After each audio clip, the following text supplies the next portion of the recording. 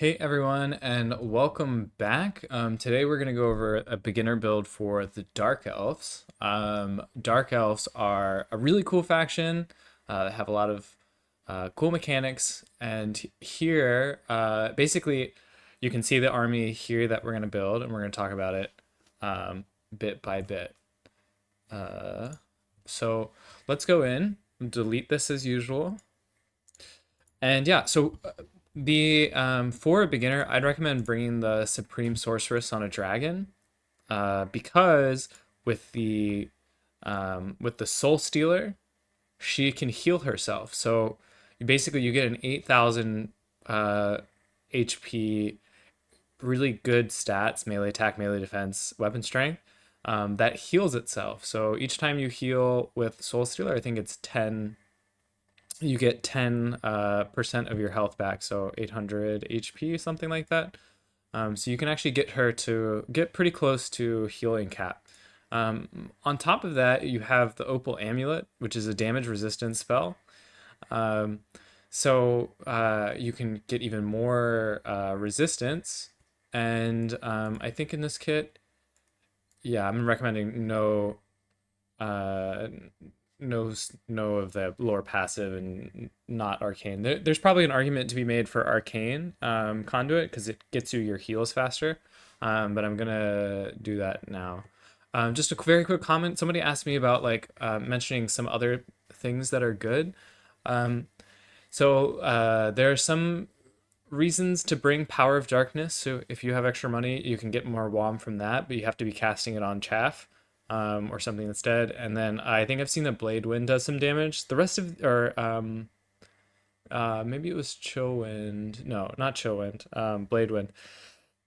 So yeah, so there's some reason to bring other spells, but for now we're just gonna go with Soul Stealer. It's just the easiest. It's very straightforward. So the next thing that I want to talk about are dark shards. This is the recommended bringing of dark shards. So for an archer unit, dark shards have 125 range, so they're a little bit shorter range than most archers, and they have okay melee defense and melee strength. But when they bring the shielded ones, they have the silver shields. So might say, okay, like they're kind of short ranged, shielded archer. What's so good about dark shards? The thing that's good about dark shards is that they're almost exclusively armor piercing. So um, actually, they're really good at killing anything. So the thing is, like most archers in the game, if you use up all of their ammo, they will get their value back. You know, dark shards are that plus more because if you can shoot at expensive things that have lots of armor, which usually expensive things have armor, they do a lot more extra damage. So dark shards are unique in that they're very high AP missile strength. So the rest of this build is going to be around the idea that the dark shards are we're going to keep the dark shards alive. And then just to talk about the ROR for a second, it's probably a little too expensive, but to go with the theme of keeping making these do a lot of damage, the ROR has Shield Breaker, so that's its big important trait. It'll get rid of bronze shields. I'm trying to think of anything on the roster has bronze shield. Okay. Um, so if you look at bronze shields have 20% armor. So the shield breaker will get rid of a bronze shield and then a little extra. So yeah, so just trying to make sure that these dark shards are really getting their value. You want to be concentrating all three shooting at the same thing that's armored and shielded. So like their best target is like a chosen unit or perhaps an expensive lord, and they can just be shooting. So the rest of the army, the rest of the army, excuse me, the rest of the army is just designed to keep these alive. So everything that we do now, I think I did here. Let's do ROR. I'm basically just putting bodies so that you can have a line that looks like this, where your front line is all dark shards, some chaff to fill in holes. Your center is going to be dark shards, and then you're going to have dread spears to protect from cav, or when the bleak swords die, they can replace the bleak swords and hold for a little bit longer. Um, so bleak swords again, they actually have reasonable stats for cheap infantry, maybe similar to like a marauder unit, but they have silver shields. So a lot of things on the dark elf roster have silver shields, which makes them very resistant to missile fire. Um, they don't do amazing, but they actually do reasonably well, especially compared to other infantry in that class. And then dread spears are just kind of like a reliable spear unit. You know, it doesn't do a lot of damage. We talked about spear units before. They don't do a lot of damage, but they're there to hold, and if they can protect from large things. So that's the That's the basics of how we're going to hold the 3 dark shards alive, how we're going to keep them alive. And then just to finish out the spend a little bit, I'm going to recommend that you bring a Black Art Corsair. So we're going to bring a lot of Black Art Corsairs, mostly in the secondary. So just to talk about them real quick, you can imagine these as kind of like a higher model count Forsaken. I think they're a little bit more cost effective than Forsaken. I think Forsaken are usually like 750 or 850. Um, and Yeah, if you look at them, they have bonus first infantry, but it's not a ton. Reasonably high weapon strength. Decent stats, but they're very fast, so they can get to the front line very quickly. Reasonable, relatively high armor, and decent leadership. So uh, they are kind of like they get to the field fast, they can move around, they do decent damage, they're reasonable at holding, so they're kind of like a good like middle ground infantry. So yeah, the last thing, we always want to have something to contest the points. um i I can talk a little bit more about the choices of skirmishers and vanguard units. But basically, it's that the Dark Rider with Repeater Crossbow is like your main skirmish unit. It is a reasonably good unit, but it takes a lot of effort to make this worthwhile to bring. So, in general, I'm just going to recommend that you bring a Dark Rider to capture a point. And I'm not recommending that you bring two. You could bring two. You get rid of the Black Arc Corsair. Maybe you add a couple of the Dread Spears. Um, but I'm just going to recommend that you just bring one for now, because I specifically don't want you to bring too many of the light cav, because I see so many people win and lose games by just summoning too much light cav, and light cav just have bad stats. So unless they're basically attacking squishy archers, they're not going to pay for themselves. So we're going to try to avoid putting too many of these, but it's still nice to have one to protect your archers. Um, and I'll put maybe one or two more in the secondary army. I mentioned a little bit about chevrons in general. I don't put chevrons on things unless I'm pretty sure I'm not going to resummon it. So I'm going to put that on the dark shard, but it's not really a big deal. So yeah, for the secondary army, we can talk about the cav options for a while, or for a little bit.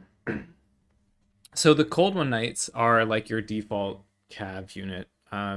They are anti-large, and their stats are kind of underwhelming unless you're using their bonus versus large, and then they're reasonably good. They have high armor, so their ideal target is like an armored cav. But really, in the end, you just use these on any large targets. They're kind of they're not like amazing, but there's nothing else on the roster that fills that role, so they're pretty important for that reason. And then I, I'm gonna suggest that you bring the Dark Riders, 2 more units of Dark Riders. The shielded ones are definitely better than the not shielded ones. Um, they have higher melee defense and the bronze shield, which is pretty important. But because I know the spend works out. So yeah, so even 3 light cav is maybe more than I would usually recommend. But because I'm recommending that you do everything you can to protect your dark shards, that's why I'm recommending that you bring more light cav than I usually would, and this is even a lot of cold one nights. So 6 cav units, but they're there for a reason, and that reason is to protect. Next, still on the topic of kind of mobility, I'm gonna recommend you bring the Crows of Cain. The Crows of Cain is a lot better than the regular Harpy. There's 2 reasons for that. One, the stats are higher, but with a unit like this, the extra leadership, because leadership's already relatively low, the extra leadership, the extra melee attack, the extra melee defense, actually goes pretty far. And then the really like important thing about the Crows of Cain is that they have the heal in melee. And it's pretty high heal in melee. So their ideal target is to, sometimes you need to kill things in the sky. So it's hard not to recommend bringing this. But their ideal target maybe is like jumping on artillery or, a squishy range unit. And then it'll basically just stay at full health if you can keep it in melee and prevent it from getting countercharged. So very good generalist unit to have in a lot of situations. Now I'm going to. I said that we were going to bring a lot of Black Ark Corsairs. This is how many we're going to bring. And the reason that we're bringing in the secondary is because they're so fast. They're pretty good to get to the battlefield quickly and hold down points. So yeah, and then thinking about the rest of the army,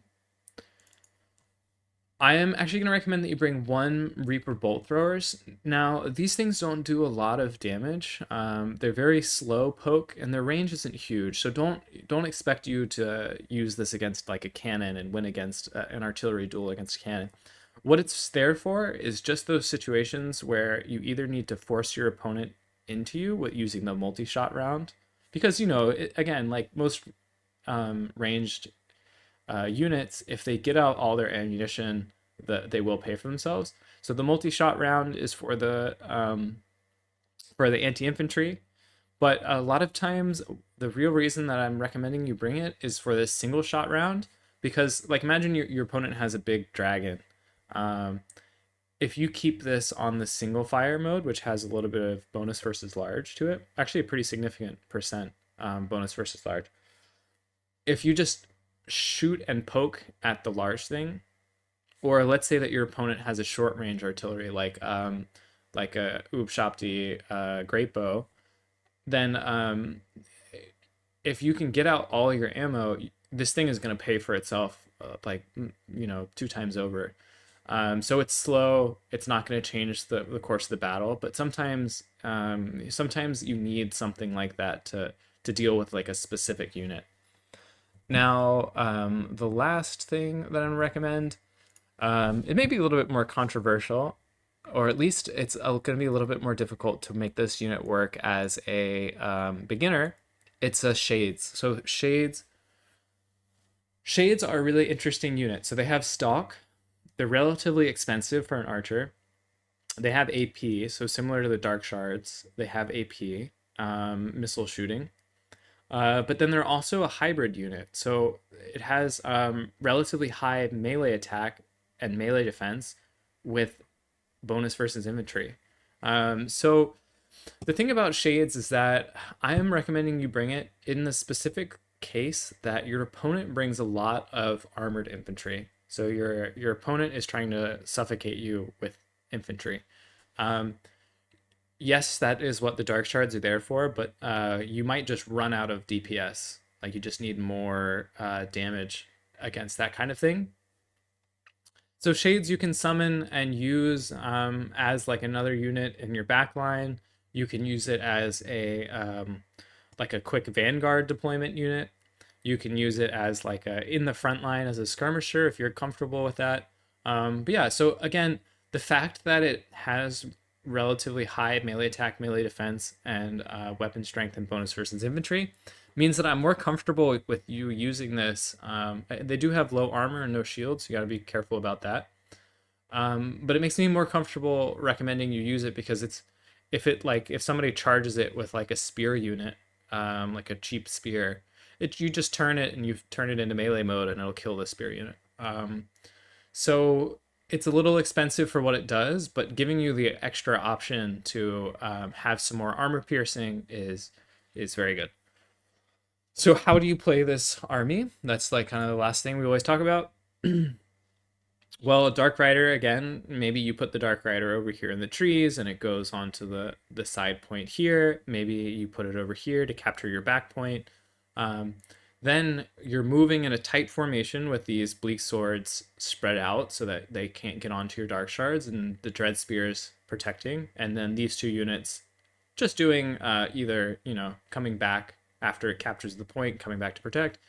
Um, but then the important thing with the dragon, you need to be getting off your breaths. Your breath attacks do a lot of damage. They actually have reasonably good um, armor piercing, so you can use this on expensive armor piercing things, or you can just be using it to kill mostly infantry. So you want to be flying around, getting infantry. Then when the fighting starts, you want the dragon cycle charging infantry as much as you can, because it really high charge bonus, great weapon strength, armor piercing weapon strength. So it can really do a lot of damage in melee. You just want it to keep going in and out, getting those collision attacks. Then we're protecting our dark shards. Hopefully we can get all of our dark shard ammo out. And as we are looking at what we're summoning, we're either summoning, if maybe your opponent has a really big lord that you want to put extra poke on, you can bring the Reaper bolt throwers, or if your opponent has a lot of armored infantry, maybe you're thinking about summoning the shades, and then summoning these units if you need to protect your back line. Summoning this unit if you need to dive a specific unit, like a crane gunner unit on the other army, and then the Black Art Corsairs are there just to capture points in the mid to the late game. So this is a good generalist army. Don't forget to save your build. My favorite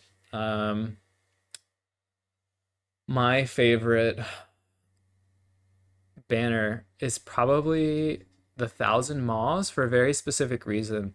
Now, back in Warhammer 2, I played a few campaigns that I played till completion, and Ricard's campaign was one of the few that I did. So back when I still knew how to play campaign, that was one of the few that I did, was a Ricarth campaign. So special place in my heart for Ricarth and Dark Elves in general.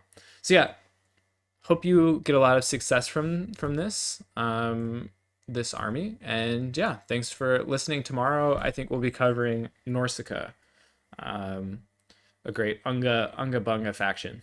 But yeah, have a good one, and we will see you next time. We, the collective, me and other people. All right, bye.